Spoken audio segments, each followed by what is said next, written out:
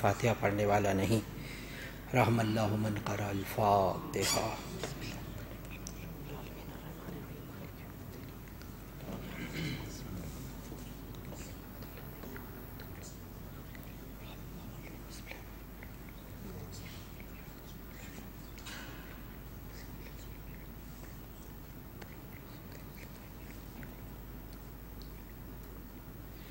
اعوذ باللہ السمیع العلیم من الشیطان اللعین الرجیم۔ بسم اللہ الرحمن الرحیم۔ الحمد للہ الذی ہدانا لہذا وما کنا لنہتدی لولا ان ہدانا اللہ۔ لقد جاءت رسل ربنا بالحق۔ الصلاة والسلام على النبي الأمي مكي المدني عربي القرشي الرسول المسدد والمصطفى الأمجد محمود الأحمد أبو القاسم محمد صلى الله وأهل بيته الطيبين الطاهرين المعصومين المظلومين الذين أذهب الله عنهم الرجس وطهرهم تطهيرا۔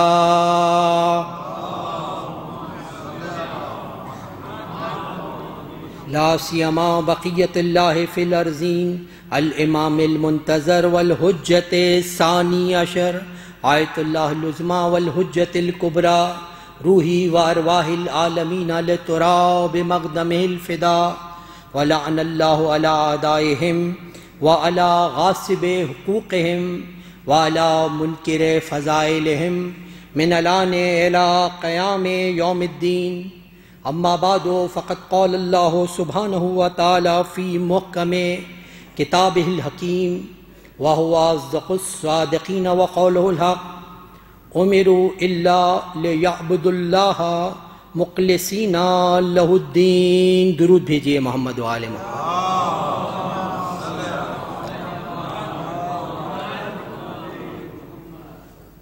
سورہ مبارک بینہ میں ارشاد رب العزت ہو رہا ہے،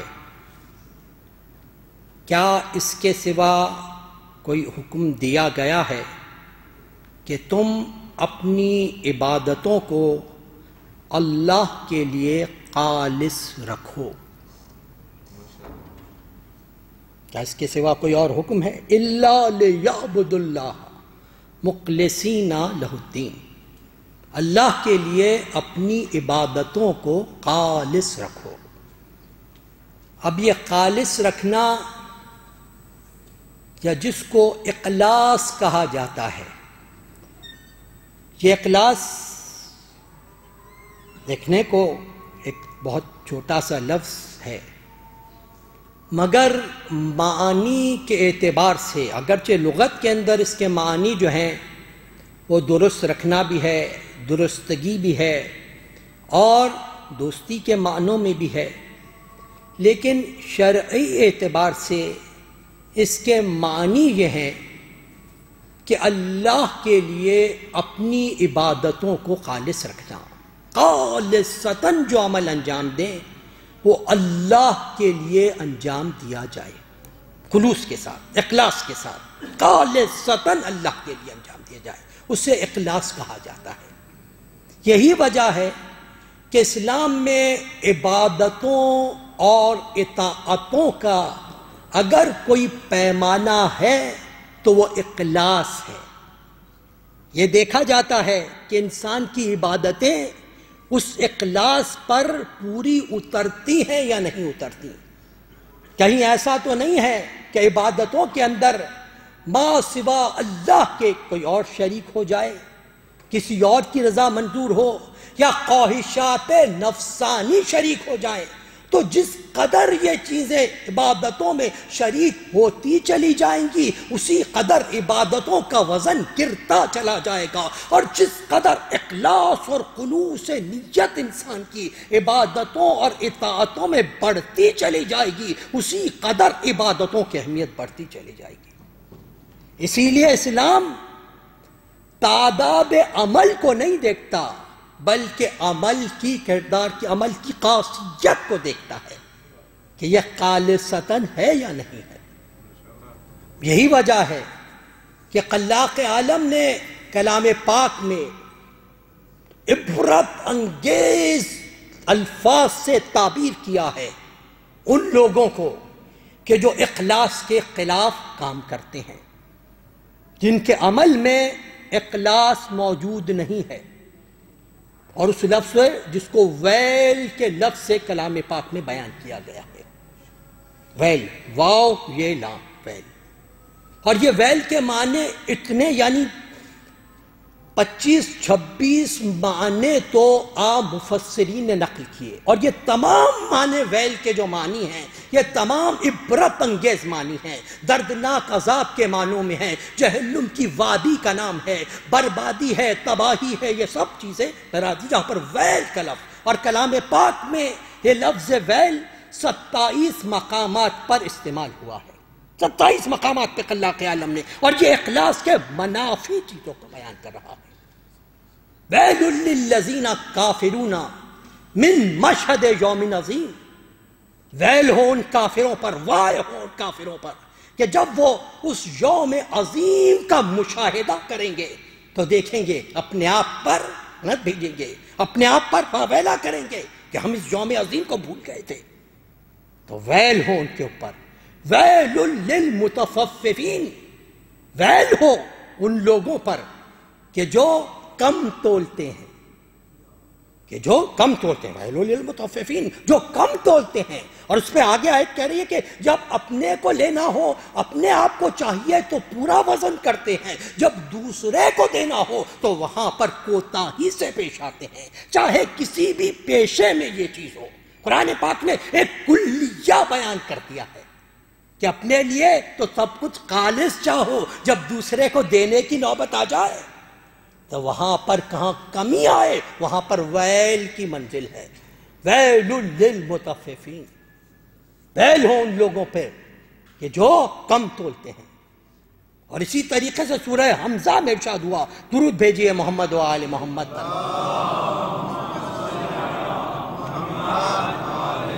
بسم اللہ الرحمن الرحیم، ویل لکل ہمزۃ لمزہ، وائے ہو ان لوگوں پر کہ جو عیب جوئی کرتے ہیں، جو تمسخر کرتے ہیں، جو دوسروں کی غیبتیں بیان کرتے ہیں، ان پر وائے ہو، ویل ہو ان لوگوں پر کہ جو اس طریقے سے کام کو انجام دیتے ہیں، کیونکہ یہ سب چیزیں اخلاص کے منافی ہیں، کس طریقے سے انسان عمل کو انجام دے۔ اور پھر اس کے بعد سورہ ماؤن میں ارشاد ہوا، ویل للمصلین الذین من صلاتہم ساہون الذین ہم یراؤون، ویل ہو ان نمازیوں کے لیے، ویل ہو ان نماز پڑھنے والوں کے لیے جو اپنی نمازوں کو بھول جاتے ہیں۔ ویل للمصلین، ویل ہو ان نمازیوں کے لیے۔ اور نماز سے بڑھ کے اخلاص کا طلبگار اور کون سا عمل ہو سکتا ہے؟ لیکن یہاں پر قرآن مجید کہہ رہا ہے ویل ہو ان لوگوں کے لیے کہ جو اپنی نمازوں کو بھول جاتے ہیں، الذین ہم یراؤون، کہ جو ریاکاری سے کام لیتے ہیں۔ اگرچہ اخلاص کے مکمل معنوں میں کوئی چیز اس کے اپوزٹ یا مخالف میں علماء نے بیان مکمل طور پہ نہیں کی، لیکن کہا اگر کوئی اس اخلاص کے منافی عمل ہو سکتا ہے تو وہ ریاکاری ہے۔ اخلاص خالص اللہ کے لیے، ریاکاری کیا؟ اللہ کے سوا کسی اور کو بھی اس عمل میں شامل کر لیا جائے، کسی اور کی رضا بھی منسوب ہو جہاں پر۔ ویل للمصلین، اور یہاں پر الذین ہم عن صلاتہم ساہون، کون ہے وہ لوگ کہ جو اپنی نمازوں کو بھول جاتے ہیں؟ یا ساہون کا مادہ سہو سے نکلا ہے، جس کے مراد یہ ہے کہ غفلت کی بنا پر بھول جانا۔ بھول جانے کی مختلف چیزیں ہو سکتی ہیں، لیکن انسان کبھی غفلت پر کسی چیز کو اہمیت نہیں دیتا۔ غفلت کی بنیاد پر اگر کسی چیز کو بھول جائے اسے کہا جاتا ہے سہو، اور وہی لفظ ہے جہاں پر ساہون جو نمازوں کو بھول جاتے ہیں۔ اب یہاں پر مراد کیا ہے؟ یہاں پر سہو سے مراد وہ نہیں ہے۔ قرآن مجید یہ نہیں کہہ رہا کہ نمازوں میں بھول جاتے ہیں، کیونکہ نمازوں میں سہو تو اکثر ہو جایا کرتا ہے۔ بعض اوقات انسان رکعتیں یاد نہیں رہیں، بعض اوقات کوئی اور چیز ہو، یہ نماز کے اندر سہو ہے کہ جس کا شریعت نے بتایا ہے کہ اگر آپ بھول جائیں تو آپ کیا عمل انجام دیں، کس طریقے سے، وہ پورا شریعت ہے۔ یہاں پر یہ نہیں کہا نماز میں بھول جاتے ہیں، بلکہ نماز سے بھول جاتے ہیں۔ نماز سے بھول جانے کا مطلب کیا ہے؟ نماز سے بھول جانے کا مطلب یہ ہے کہ یہ وہ لوگ ہیں کہ جو نماز کی قدر و قیمت نہیں جانتے، کوئی قدر و قیمت ان کی نظروں میں نماز کی نہیں ہے۔ یہ وہ لوگ ہیں کہ جو نماز کے اوقات کو اہمیت نہیں دیتے، نماز کا وقت گزرتا چلا جا رہا ہے، اپنے دنیاوی کاموں میں مصروف ہے۔ یہ وہ لوگ ہیں جو نماز کے ارکان، شرائط، ان چیز کا خیال نہیں کرتے۔ ان کے لیے قرآن کہہ رہا ہے کہ وائے ہو ان لوگوں پر جو نماز ہی نہیں پڑھتے، اور اگر نماز پڑھتے بھی ہیں تو اس انداز سے پڑھتے ہیں کہ یا ریاکاری ہو جائے، دوسرا عمل شامل حال ہو جائے، تو اس کے لیے قرآن کہہ رہا ہے ویل ہو۔ تو اب ذرا سوچئے صحیح کہ جہاں پر قرآن جو لوگ نماز کو اہمیت نہیں دیتے، پڑھ لیتے ہیں اہمیت نہیں دیتے، قرآن ان کے لیے وائے کہہ رہا ہے، ویل کہہ رہا ہے، اور جو لوگ تارک الصلاۃ ہوں ان کے لیے کیا منزل ہوگی؟ یہ تو ان کے لیے ہے کہ جو نماز کو پڑھ لیتے ہیں اہمیت نہیں دیتے، ان کے لیے کہا جاتا ہے ویل ہو ان لوگوں پر، ویل ہو ان لوگوں پر۔ اور اس کے بعد کی منزل کیوں ویل ہو؟ ہم یراؤن، یہ لوگ ریاکاری سے کام لیتے ہیں، ان کے عمل کے اندر اخلاص نہیں ہے، ریاکاری شامل ہے۔ اور یہ ریاکاری مومنین دیکھیے عمل انجام دینا ہے، اور انشاءاللہ عمل ہم سب انجام دے رہے ہیں، لیکن کوشش اس بات کی ہے کہ عمل خالص ہو جائے۔ انشاءاللہ آگے مرحلے پر میں خلوص کی کیا علامات بتائی گئی ہیں اور کس طریقے سے اس خلوص کو بڑھایا جا سکتا ہے وہ بھی مومنین کی خدمت میں عرض کروں گا، لیکن سب سے بڑی یہ اخلاص پیدا کیسے ہو، اس کے منافی کیا چیز ہے؟ ریا ہے، ریا سے کام لیتے ہیں۔ اور یہ ریا کیا ہے؟ حضور ختم مرتبت حضرت احمد مجتبی محمد مصطفیٰ صلی اللہ علیہ وسلم، انما الاعمال بالنیات، عمل کا دار و مدار نیتوں پر ہے۔ تم جو بھی عمل انجام دو گے اس کے لیے تم نے جو نیت کی ہے اس کے مطابق تمہیں اس کا اجر و ثواب ملے گا۔ اس عمل میں کیا نیت تھی، کتنا اخلاص تھا، اس کے مطابق اجر و ثواب ملے گا۔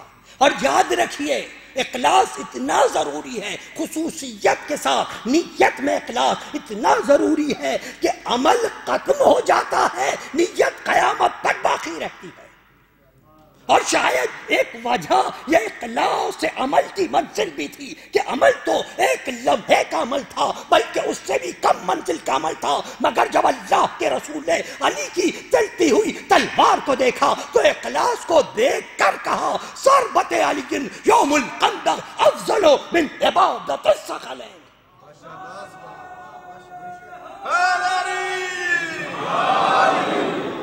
علی کی ایک ضربت علی کی، کتنے لمحے لگے اس ضربت میں، قیامت تک کی عبادتوں سے افضل ہے۔ یہ اخلاص عمل کی منزل ہے۔ عمل ختم ہو گیا، اخلاص جاری و ساری ہے، اخلاص باقی رہنے والا ہے۔ تو اسی طریقے سے عمل اخلاص کے ساتھ ہے، عمل نیتوں کے ساتھ ہے۔ یہ حکم شریعت کا نیتوں کو خالص رکھنا ضروری ہے، نیت خالص رہے۔ عبادتوں کا دائرہ کیوں خالص رکھنا؟ اس لیے کہ جو کچھ بھی انجام دو وہ خدا کی خوشنودی کے لیے انجام دیا جائے، اس لیے کہ عبادتوں کا اصل مقصد تزکیہ نفس ہے۔ مقصد عبادت کیا ہے؟ کہ نفس کا تزکیہ ہو جائے، تزکیہ نفس ہو، اور تزکیہ نفس انسان کا اس وقت تک ممکن ہی نہیں ہے جب تک قول سبن اللہ کے لیے نہ کیا جائے، کیونکہ اگر کسی اور کی خوشنودی کے لیے کیا جائے گا تو آج اس کی خوشنودی ہے، کل دوسرے کی خوشنودی ہے، پرسوں تیسرے کی خوشنودی ہے، یہ خوشنودیاں بڑھتی چلی جائیں گی، عمل بدلتا چلا جائے گا۔ خالص اسی وقت ہو سکتا ہے جو فقط اللہ کے لیے ہو، فقط اللہ کے لیے ہو، وہی انسان کے نفس کا تزکیہ کر سکتا ہے، ورنہ یہ ریاکاری انسان کے عمل کو اس طریقے سے ختم کر دیتی ہے کہ خود امیر المومنین علی ابن ابی طالب علیہ السلام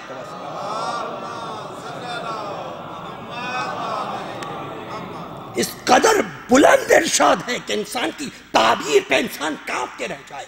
مولا نے ارشاد فرمایا وہ شخص جس کے عمل میں اخلاص نہیں ہو اس کی اہمیت نجاست سے زیادہ نہیں ہے۔ ذرا تصور کیجئے، جس کے عمل میں اخلاص نہیں ہو کیا قیمت ہے اس کی؟ دنیا میں تو ایک جرمنی کے انہوں نے کہا تھا، مقرر کی تھی، انسان کے جسم کا پورا نکال کے 84 مارکس بنتے ہیں یا قیمت بنتی ہے، والا تو فرما رہے کہ کوئی قیمت ہی نہیں ہے، یعنی اس قیمت پر ہے کہ جس پہ قیمت پہ کوئی لینا بھی نہ چاہے۔ کہاں؟ جہاں اخلاص نہ ہو، اور جہاں پر اخلاص بلند پیدا ہو جائے وہاں پر انسان فقر ملائکہ بن جایا کرتا ہے کہ فرشتے ناز کرتے ہیں کہ کاش ہم انسانوں میں ہوتے، ایسے انسانوں کو دیکھ کر جو اخلاص کی منزل پر ہے۔ مگر یہ اخلاص کے منافی چیز کیا ہے؟ جسے ریا کہا جاتا ہے، ریاکاری کہا جاتا ہے، اور ہم نے توجہ دلائی کہ دیکھو اس ریا سے بچ کے رہنا، یہ تمہارے عمل کو ختم کر کے رکھ دے گی۔ حضور ختمی مرتبت حضرت احمد مجتبی محمد مصطفیٰ صلی اللہ علیہ وسلم نے ارشاد فرمایا لوگوں پر ایک ایسا وقت آنے والا ہے جب ان کے باطن گندے، پلیدہ اور ناگوار ہوں گے، ان کے ظاہر بظاہر خوبصورت ہوں گے۔ یہ لوگ دنیا کی طمع کے لیے خدا کی جزاؤں کو خیر بات کر دیں گے، ان کو بھول جائیں گے، ان کو چھوڑ دیں گے، دنیا کی طمع کے لیے خدا کی جزاؤں پر چھوڑ دیا کریں گے۔ ریا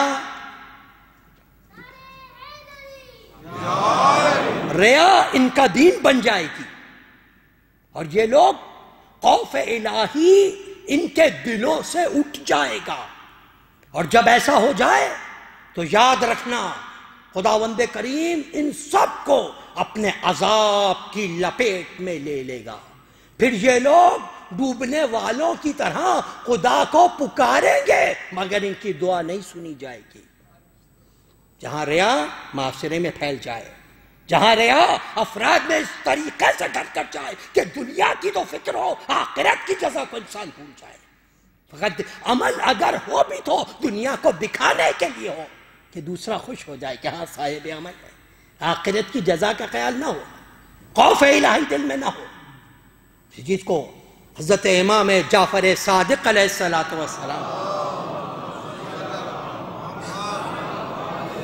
ارشاد فرمایا، یاد رکھو جو شخص بھی کسی دوسرے کے لیے عمل انجام دیتا ہے تو اس کو چاہیے کہ جزا بھی اسی سے طلب کرے۔ پھر آپ نے زرارہ ابن اعین کو مخاطب کرتے ہوئے فرمایا، اے زرارہ، ہر ریا کفر کی منزل پر جاتی ہے، ریا کا اختتام کفر کی منزل پر ہوتا ہے۔ اس کی وجہ کیا مولا نے پھر تشریح بھی فرمائی، کیونکہ دیکھو خداوند کریم بڑا بخشنے والا ہے، عطا کرنے والا ہے، جب کبھی بھی انسان کوئی ایسا عمل انجام دے جس میں خدا کی خوشنودی بھی مطلوب ہو اور کچھ دوسرے افراد کی ماں سوا اللہ کے خوشنودی بھی مطلوب ہو، تو چونکہ خدا بخشنے والا ہے لہذا وہ اپنے حصے کو بھی دوسرے کے حصے میں ڈال دیتا ہے جس کی خوشنودی کے لیے، آدھی اللہ کے لیے، کچھ کسی اور کی خوشنودی کے لیے۔ تو کیونکہ خدا بخشنے والا ہے لہذا اپنے حصے کو دوسرے کے پاس ڈال دیتا ہے کہ اب تو مکمل جزا اسی سے لینا جس کے لیے تو نے انجام دیا ہے۔ خدا کے پاس رہا ہی نہیں، خداوند کریم نے عمل پورا اس کو دے دیا جس کی خوشنودی کے لیے انجام دیا گیا تھا۔ تو انسان اخلاص کی منزل، اور اس کے بعد اللہ کے رسول ارشاد فرماتے ہیں کہ جو لوگوں میں اخلاص نہیں کرتے، ریاکاری سے کام لیتے ہیں، ان کو 4 ناموں سے روز قیامت میں پکارا جائے گا۔ اے کافر، اے فاجر، اے ہیلا گرو یا ہیلا باز، اے نقصان اٹھانے والے، تو نے جو عمل کیا تھا اس عمل کو برباد کر دیا، اب تیری کوئی جزا اور تیرا کوئی قدر باقی نہیں رہا ہے، اب تیرے لیے کوئی جزائے آخرت نہیں ہے، خداوند کریم کے پاس تیری کوئی جزا نہیں ہے، اور اگر تجھے جزا لینی ہے تو اس شخص سے لے لینا جس کی خوشنودی تو نے خیال رکھا تھا۔ یہ ہے ریا کی نازک منزل، یہ ہے ریا کا نازک مقام، اور اس کی مثالیں تاریخ اسلام میں موجود ہیں۔ جہاد کتنی بڑی چیز ہے، کتنا بڑا معرکہ ہے، یعنی شہید راہ حق کا کوئی مقابلہ نہیں کر سکتا جو خدا کی راہ میں جہاد کر رہا ہو، فضیلتوں کی منزل پر ہو، مگر کب؟ جب نیت خالص ہو۔ اگر نیت خالص نہ ہو، جنگ احد ہے، نازک موقع ہے۔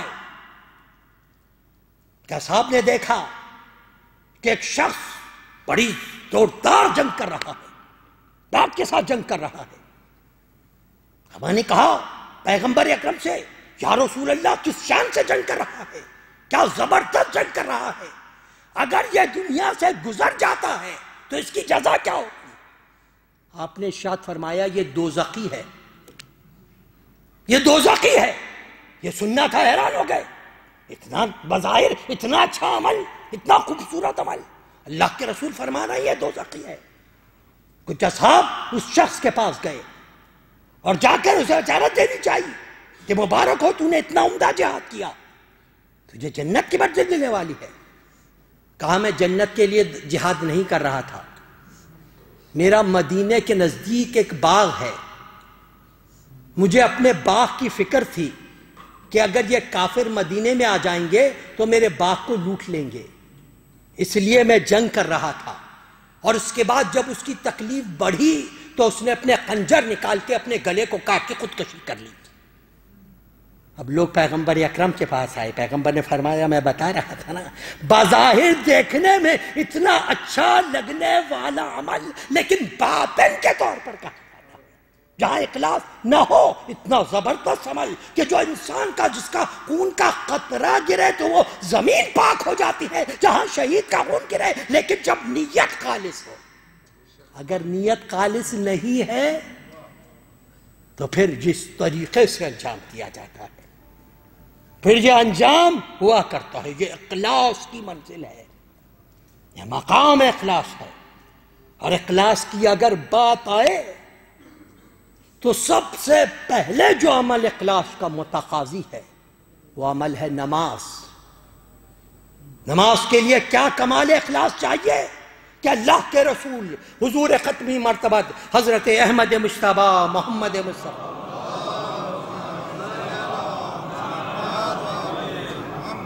کہ جس شخص نے 2 رکعت نماز اس اخلاص کے ساتھ ادا کر لی کہ ماں سوا اللہ کے کسی اور کا خیال اور کسی اور کی خوشنودی اس کا مطمع نظر نہیں تھی تو اس کے خداوند کریم سارے گناہوں کو معاف کر دیتا ہے، سارے گناہ بخش دیے جاتے ہیں۔ 2 رکعت نماز اس کمال اخلاص کے ساتھ ادا کر لی جائے۔ اور صادق آل محمد حضرت امام جعفر صادق علیہ السلام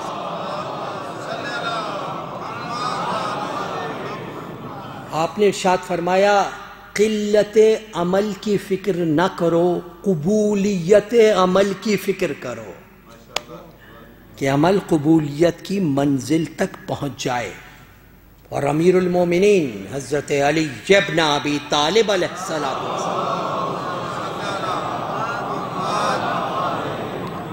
ارشاد فرمایا کامیاب ہے وہ شخص جس نے اپنے قلب و باطن کو اللہ کی عبادت و دعا کے لیے خالص رکھا، اپنے قلب و نظر کو دیکھنے والی چیزوں میں مشغول نہیں کیا، اور اس کے کانوں نے جو کچھ سنا ان کے سننے کی وجہ سے اس نے اللہ کی عبادت کو فراموش نہیں کیا، اور خدا نے اس کے غیر کو جو کچھ عطا کیا ہے اس پر اس کا دل غمگین نہیں ہوا کہ اس کے پاس تو ہے ہمارے پاس نہیں ہے۔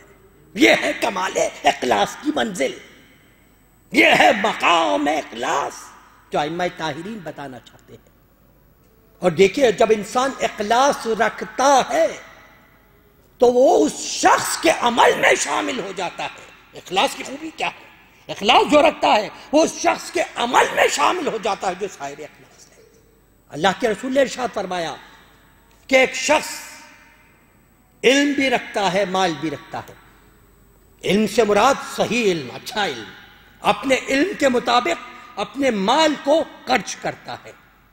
دوسرا شخص یہ کہتا ہے کہ اگر خدا نے مجھے بھی وہی کچھ عطا کیا جو اس کو عطا کیا تھا تو میں بھی اسی طریقے سے عمل انجام دوں گا جس طریقے سے یہ انجام دے رہا ہے۔ تو اب عمل کی منزل پر خداوند کریم کی بارگاہ میں دونوں ایک ساتھ ہیں۔ اس نے یہ خواہش کیا کہ میں اس کے ساتھ ہوں گا اگر مجھے عطا کیا گیا۔ اسی طریقے سے ایک شخص کے پاس مال ہے، علم نہیں ہے، اور علم نہیں ہونے کی وجہ سے اپنے مال پہ تکبر کرتا ہے، فخر کرتا ہے، ضروری فخر و مباحت کرتا ہے۔ دوسرا شخص اس کو دیکھ کر کہتا ہے کہ اگر میرے پاس مال آیا میں اس کے جیسا ہی عمل کروں گا۔ اب عمل کی منزل پر دونوں برابر آ گئے، دونوں برابر آ گئے۔ یہی وجہ ہے نا، یہی وجہ ہے نا، اسی لیے ہم کہتے ہیں شہادت کی آرزو رکھو۔ ائمہ معصومین علیہ السلام کا ارشاد ہے علماء خواہش کرتے رہے شہادت کی منزل پر۔ یا آرزو کی منزل کیا ہے؟ میں آرزو رکھوں خداوندہ مجھے شہادت کی موت نصیب فرما، خداوندہ مجھے شہادت کی موت نصیب فرما، اور اگر وقت موت آ گیا، بستر پر موت آئی، چونکہ شہادت کی آرزو تھی لہذا خدا شہادت کی موت عطا کرے گا۔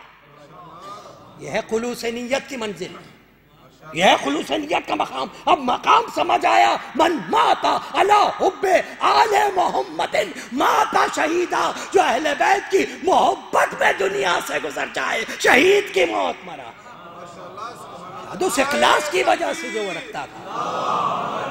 نعرہ رسالت، نعرہ حیدری، آواز بلند صلوات، صلی اللہ محمد۔ یہ اخلاص کی منزل ہے۔ اور تاریخ اسلام کا مشہور واقعہ، پیغمبر اکرم جنگ تبوک سے واپس تشریف لا رہے ہیں۔ یہ جنگ کون سی ہے کہ امیر المومنین کو مدینے میں مقرر کیا ہے۔ یا علی انت منی بمنزلت ہارون من موسیٰ الا انہ لا نبی بعدی۔ جنگ تبوک، پیغمبر واپس تشریف لا رہے ہیں۔ کچھ اصحاب نے کہا کہ کاش اس جنگ میں ہمارے ساتھ جو لوگ مدینے میں رہ گئے تھے وہ شامل ہوتے تو اس اجر و ثواب کے مستحق قرار پاتے۔ اللہ کے رسول رک گئے، متوجہ ہوئے ان کی طرف، آپ نے ارشاد فرمایا تم کیسے یہ سمجھ سکتے ہو کہ وہ اس اجر و ثواب کے حامل نہیں ہیں؟ ماشاءاللہ ماشاءاللہ. تم کیسے سمجھ سکتے ہو کہ اجر و ثواب کے حامل نہیں ہیں؟ آپ نے ارشاد فرمایا کہ اگرچہ وہ ہمارے ساتھ ظاہری طور پر شریک نہیں ہیں، مگر جو ان کا اخلاص و نیت تھی، اس نیت و اخلاص کی وجہ سے خداوند کریم وہی مدارج انہیں عطا فرمائے گا جو جنگ کرنے والوں کو عطا ہوئے ہیں. یہ ہے اخلاص کی منزل، یہ ہے مقام اخلاص. اور جب اخلاص کی باری آتی ہے تو اخلاص والوں کو دو قسمیں ہیں یا دو حصوں میں تقسیم کیا جاتا ہے. ایک کو کہتے ہیں مخلص اور دوسرا ہے مخلص. مخلص وہ لفظ ہے جو خصوصیت سے اردو زبان طبقے میں ایک عام ہے اور لوگ معنی سمجھتے ہیں. مخلصین، جیسا کہ میں نے آیت کی بھی تلاوت کا شرف حاصل کیا، لا عباد اللہ مخلصین، مخلص اور مخلص. اب مخلص اور مخلص میں فرق کیا ہے؟ تو مخلص اسے کہتے ہیں کہ جس کا عمل ابھی مکمل طور پر اخلاص پہ نہیں پہنچا ہو، اخلاص کے جو درجہ ہے اس تک نہیں پہنچا ہو، ابھی اس پروسیس کے اندر ہو، بڑھ رہا ہو، اخلاص حاصل کر رہا ہو، اگرچہ مکمل طور پہ کوشش کر رہا ہو لیکن اخلاص کے درجے پر نہیں پہنچا ہو، اسے کہا جاتا ہے مخلص. اور جن لوگوں نے اخلاص کا وہ درجہ حاصل کر لیا انہیں کہا جاتا ہے مخلص. یہ فرق ہے مخلص اور مخلص میں. اور یہ عجیب بات ہے کہ کلام پاک میں 7 مرتبہ لفظ مخلصین آیا ہے اور 8 مرتبہ لفظ مخلصین آیا ہے. اور اس میں بھی اگرچہ دیکھا جائے غور سے تو علماء نے کہا کہ 7 مرتبہ ہی ہے.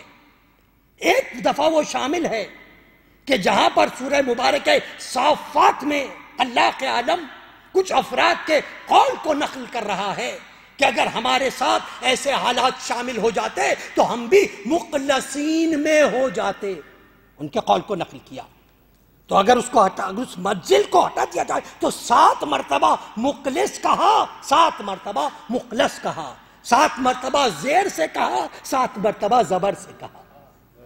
تو مخلصین کون ہیں؟ مخلصین وہ ہیں جو اخلاص کے درجے کو حاصل کرنا چاہ رہے ہیں، حاصل کرنا چاہ رہے ہیں. یہ وہ درجہ ہے جہاں پر شیطان سے بہک بھی سکتے ہیں، شیطان بہکا بھی سکتا ہے کیونکہ ابھی مکمل طور پر اخلاص نہیں آیا. مگر مخلصین وہ ہیں کہ جو اخلاص کے اس مدارج پر پہنچ گئے جہاں پر ان کو کوئی بہکا نہیں سکتا. دین اس قدر خالص ہو گیا کہ خود خلاق عالم انہیں اخلاص کی سند عطا کر رہا ہے. جہاں خداوند کریم اخلاص کی سند دے وہ ایک مخلصین کی منزل ہے. یہی وجہ ہے کلام پاک میں 4 مقامات پر سورہ صافات میں الا عباد اللہ المخلصین قرآن مجید نے ذکر کیا. کہاں پر ذکر کیا؟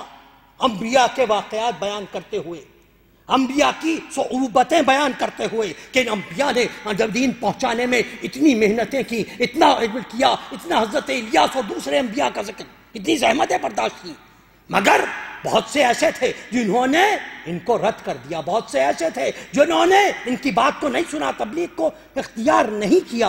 الا عباد اللہ المخلصین، سوائے خالص بندوں کے. 4 مقامات پر.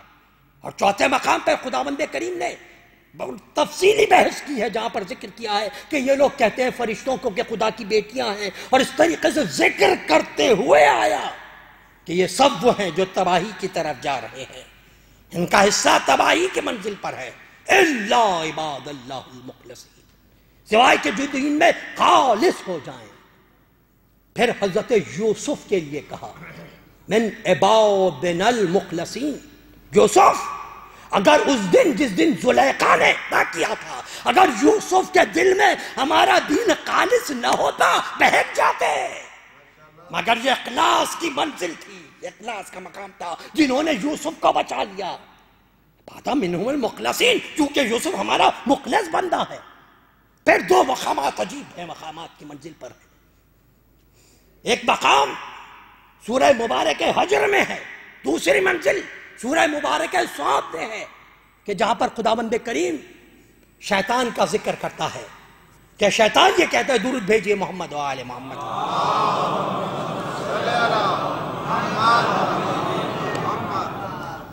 فَبِعِزَّتِكَ لَأَغْوِيَنَّهُمْ أَجْمَعِينَ إِلَّا عِبَادَكَ مِنْهُمُ الْمُخْلَصِينَ.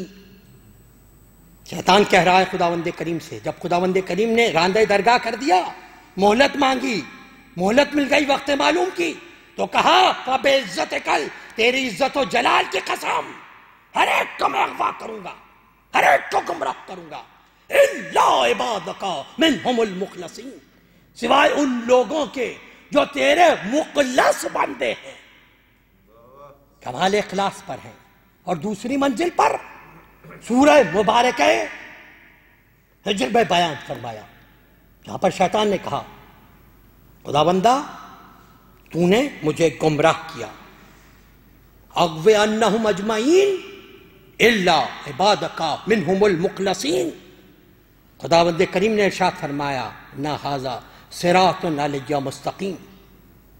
شیطان نے کہا خداوندہ تو نے مجھے گمراہ کیا. اب یہاں پر علماء میں بحث ہے کہ شیطان خداوند کریم سے کہہ رہا ہے کہ خداوندہ تو نے مجھے گمراہ کیا، تو یہاں پر مراد کیا ہے؟ اور خداوند کریم نے یہ نہیں فرمایا وہاں پر کہ نہیں کیا، لیکن یہاں پر جو علماء کم بیان کی دوسروں کا مقام جس طریقے سے نبوت و رسالت کو سمجھے وہ آپ کے سامنے ہے.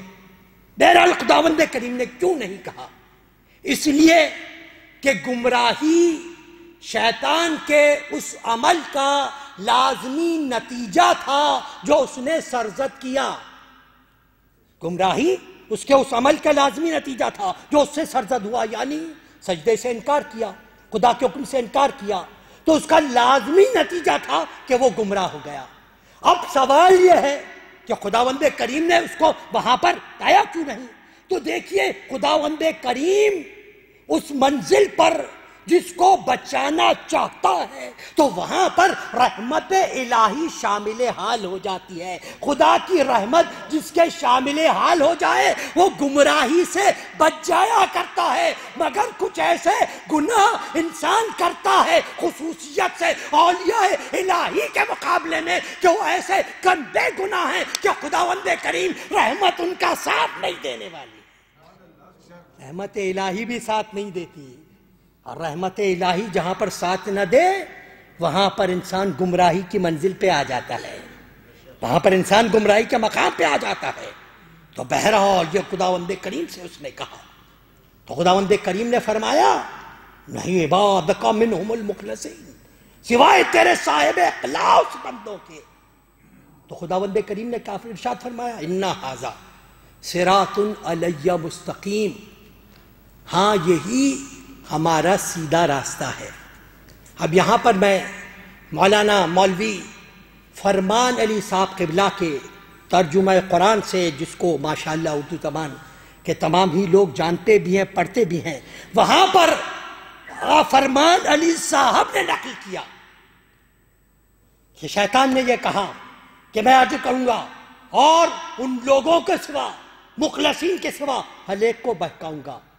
اب تو یہاں پر خداوند کریم نے جو ارشاد فرمایا ان ھذا صراط علی مستقیم، کہ یہ سوائے تو بہکا دے یہی میرا، اس نے کہا نہیں ان لوگوں کو نہیں بہکا سکتا جو مخلص بن گئے، تو خدا نے کہا یہی میرا سیدھا صراط علی مستقیم. یہاں پر مناقب خوارزمی سے فرمان علی صاحب نقل کرتے ہیں، حسن بصری کی حدیث ہے. حسن بصری اس آیت کی تلاوت میں جواب یہ دیتے تھے کہ خداوند کریم یہ بیان کرنا چاہتا ہے ان ھذا صراط علی مستقیم، ہاں وہی راستہ جو علی کا راستہ ہے، وہی راہ مستقیم کا راستہ ہے. صراط علی مستقیم سے مراد صفت نہیں ہے، ذات علی ابن ابی طالب مراد ہے. یہ حسن بصری مناقب خوارزمی میں نقل کرتے ہیں، اور اس میں کسی کو شک بھی نہیں ہے۔ کیوں؟ میرے مولا کی ذات وہ ہے، یا علی انت صراط المستقیم، یا علی آپ صراط مستقیم ہیں، آپ راہ مستقیم ہیں۔ یہ مخلصین کی منزل ہے، جو اس کمال اخلاص پر ہو کہ ہر عمل اللہ کے لیے، ہر حجت اللہ کے لیے، ہر کام اللہ کے لیے، خدا کی رضا و خوشنودی سے شروع ہو، خدا کی رضا و خوشنودی پر ختم ہو جائے ہم کو۔ اور جب بندہ اس منزل پر آ جاتا ہے نا، مخلصین کی منزل پر، تو خدا کیا عطا کرتا ہے؟ خدا وہ عطا کرتا ہے جو مخلصین کو نہیں ملتا، مخلصین کو ملتا ہے۔ یعنی خداوند کریم اپنی اطاعت کو ان کی اطاعت کے ساتھ کر دیتا ہے۔ اب جو کوئی بھی ان کی اطاعت کرتا چلا جائے گا، وہ خدا کی اطاعت ہوتی چلی جائے گی۔ یہ مخلصین کو کس وجہ سے ملا؟ ان کے اخلاص کی وجہ سے۔ یہ جو صاحب اخلاص تھے اس وجہ سے ملا۔ یہی وجہ ہے کہ صاحب اختیار ہیں، اختیار رکھتے ہیں، کائنات کا اختیار ہے، خدا نے ان کو اختیار دیا ہے۔ اور یہ اختیار ایسا ہی نہیں ہے کہ فقط دنیا تک محدود ہو، یاد رکھیے، ان سے لو لگا کے تو دیکھیے، ان کا اختیار وہ ہے جو زندگی میں بھی با اختیار ہیں، مرنے کے بعد بھی با اختیار ہیں۔ آپ کی زندگی میں بھی با اختیار ہیں، آپ کے مرنے کے بعد بھی با اختیار ہیں۔ کوئی اور ہے اسلام کی منزل پر؟ کوئی اور ہے ایسا جو اس کمال اخلاص کی منزل پر پہنچ جائے، جہاں اختیار کلی حاصل ہو جائے؟ یہی افراد وہ ہیں۔ میرے چھٹے امام کا ایک چاہنے والا، اس کا طریقہ تھا کہ ہر سال مولا کی خدمت میں حاضر ہوا کرتا تھا۔ ایک سال گزرا، زاد راہ موجود نہیں تھی، پیسہ نہیں تھا کہ سفر کر سکے۔ اس کی زوجہ نے کہا کہ مجھے اس سال میرے مولا کی زیارت کے لیے لے چلو۔ اس نے کہا کیا کروں، میں زاد راہ نہیں رکھتا، اکیلا جایا کرتا تھا اب تک، اس دفعہ زاد راہ مہیا نہ جا نہیں سکا۔ زوجہ نے کہا میں بھی جانا چاہتی ہوں اپنی مولا کی زیارت کے لیے، مجھے لے چلو۔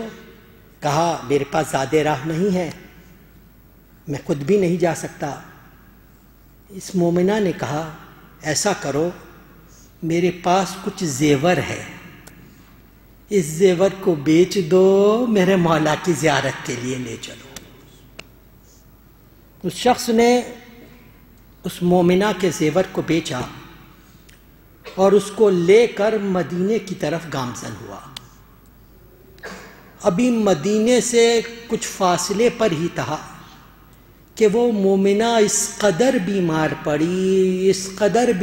پڑی کہ حالت احتضار میں ہے، جا کنی کی حالت میں ہے۔ اس کو اس حال میں چھوڑ کے یہ مومن مدینے میں آیا، روضہ رسول پر گیا، اللہ کے رسول کو سلام کرنے کے بعد فرزند رسول کی خدمت میں حاضر ہوا۔ میرے مولا تشریف فرما ہے۔ یہ شخص حاضر ہوا، سلام کیا، مولا نے سلام کا جواب دیا اور مسکرا کے پوچھا کیا حال ہے؟ اس نے ہاتھوں کو جوڑ کر کہا فرزند رسول کیا بتاؤں کیا حال ہے؟ وہ مومنہ اس نے اپنے زیور تک کو بیچ دیا تاکہ آپ کی زیارت کر سکے، یہاں تک آئی لیکن اس منزل پر آ کے ایسی بیمار پڑی، مجھے خبر نہیں ہے کہ وہ زندہ ہے یا دنیا سے چلی گئی، موت آ گئی۔ مولا نے مسکرا کے فرمایا وہ صرف زندہ ہی نہیں ہے، صحت مند ہے، اس کے پاس ایک عورت اس نام کی موجود ہے جو اسے فلاں غذا کھلا رہی ہے، تم جاؤ ہماری ظاہرہ کو لے کے آؤ۔ وہ شخص چلا، جا کر دیکھا عجیب منظر ہے، چہرے پر بیماری کے آثار ہے ہی نہیں، شفاف چہرہ ہے، ایسا لگتا ہے بیمار پڑی ہی نہیں۔ رو تازگی کا عالم ہے. وہی عورت جو مولا نے بتائی تھی پاس موجود ہے، وہ غذا جو مولا نے بتائی تھی وہ کھلا رہی ہے. اس نے حیرانگی سے پوچھا تمہارا تو یہ عالم تھا، کیا ہوا؟ کہا تم نہیں جانتے ملک الموت آ گئے تھے، ملک الموت آ گئے تھے.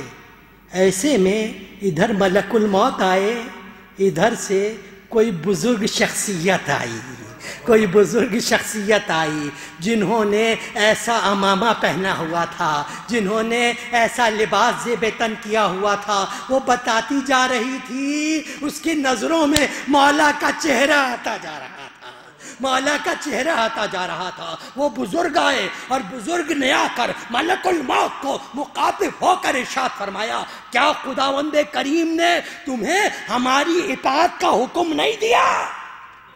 ملک الموت نے کہا بے شک آپ حجت الہی ہیں، مجھے آپ کی اطاعت کا حکم ہے.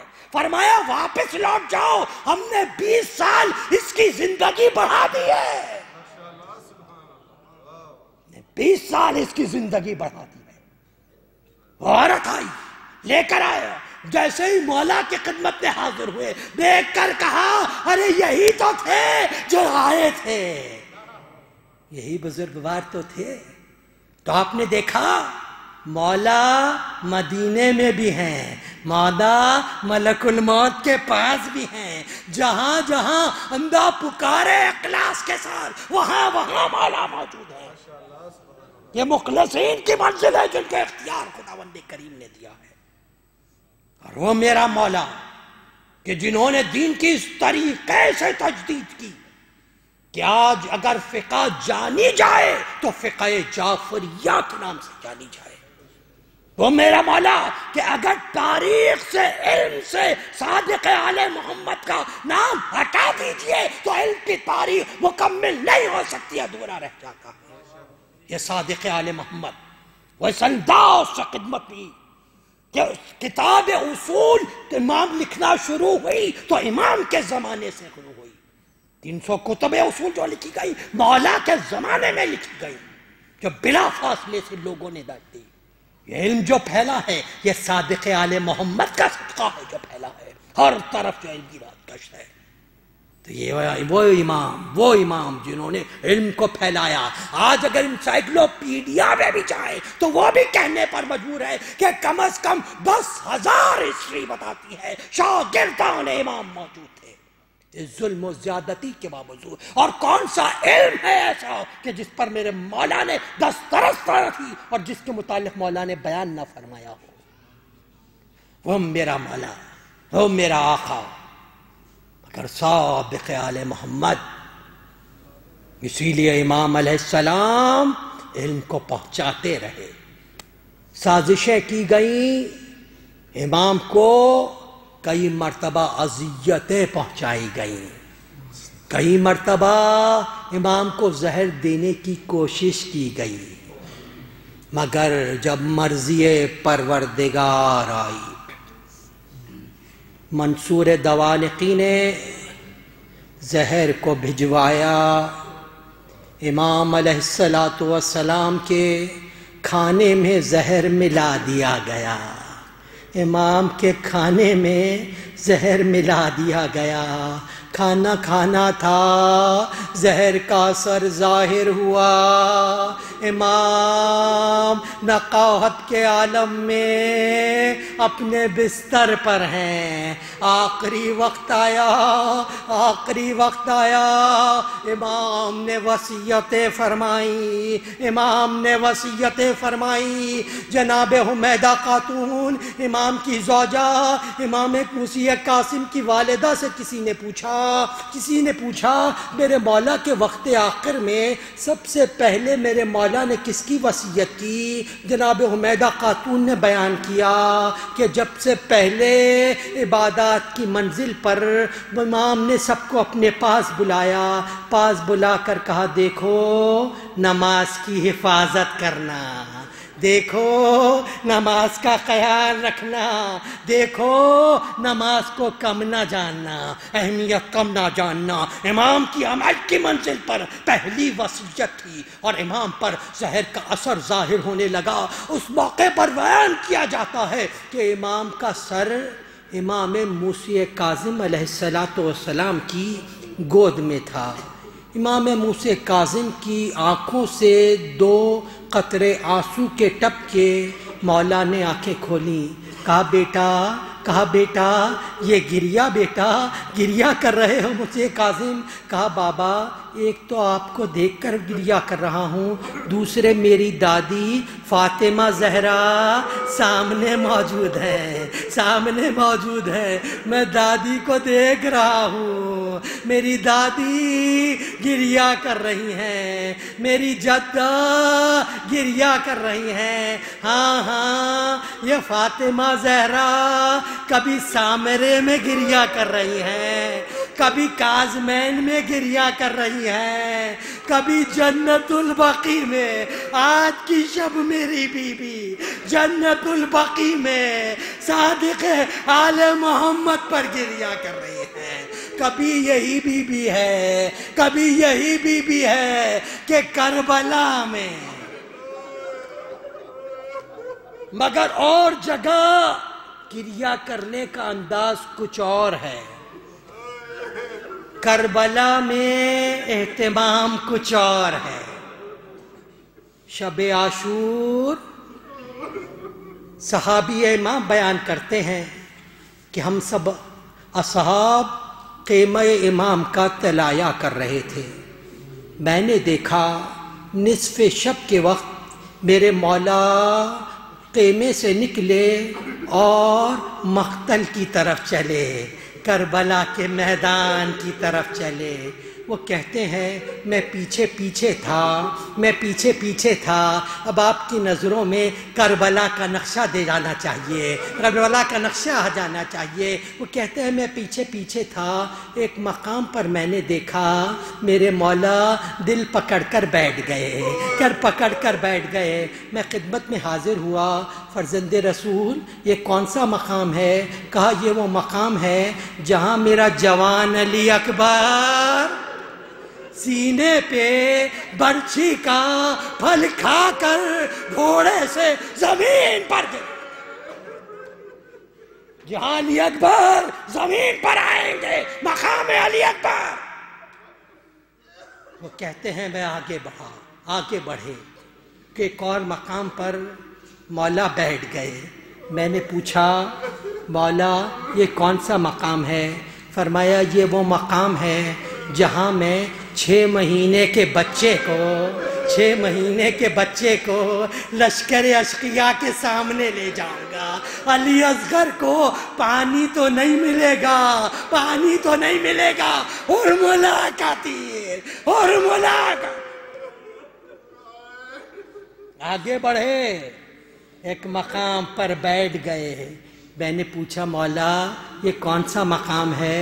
کہا یہ وہ مقام ہے جہاں عباس کا ایک بازو قلم ہوگا، اور آگے بڑھے، دوسرے مقام پر بیٹھ گئے۔ مولا یہ کون سا مقام ہے؟ کہاں یہاں پر قمر بنی ہاشم کا، میرے جوان کا ایسا دوسرا بازو کاٹا جائے گا کہ عباس مشک کو سینے سے لگا۔ وہ کہتے ہیں میں ساتھ تھا۔ ایسے میں مولا نشیب میں ایک ایسی جگہ پر پہنچے، میں نے 2 چیزیں دیکھیں۔ پہلے تو میرے کانوں میں کسی بی بی کے رونے کی آواز آئی، کوئی بی بی بڑے درد و یاس سے ماتم کر رہی تھی، رو رہی تھی۔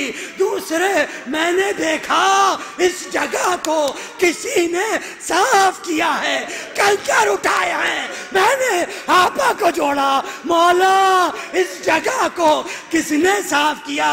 کہا میری ماں فاطمہ زہرا، اپنے بالوں سے ماں نے کربلا کی زمین کو صاف کیا۔ یہ میری ماں ہے فاطمہ زہرا، واہ حسینہ واہ حسینہ، الا لعنت اللہ علی قوم الظالمین وسیعلم الذین ظلموا ای منقلب ینقلبون۔ خداوندہ ہمارے اس قلیل توسل کو ہم سے قبول فرما، ہمارے گزشتگان و اموات کو رحمت فرما، مرحومین کو جوار چاردہ معصومین میں جگہ عطا فرما، تمام مرحومین کو جوہر چاردہ معصومین میں جگہ عطا فرما۔ خداوندہ یہ تمام مومنین حاجت مند ہیں، ان کی حاجات شرعیہ کو پورا فرما۔ جو مومنین بے روزگار ہیں باعزت روزگار عطا فرما، جو برسر روزگار ہیں روزگار میں ترقی و برکت عطا فرما، جو لا ولد ہیں اولاد صالح عطا فرما، جو صاحب اولاد ہیں اولاد کو صحیح تربیت کرنے کی توفیق عطا فرما، جو بہنوں بیٹیوں کے رشتوں کی وجہ سے پریشان ہیں بہترین کفو عنایت فرما۔ خداوندہ یہ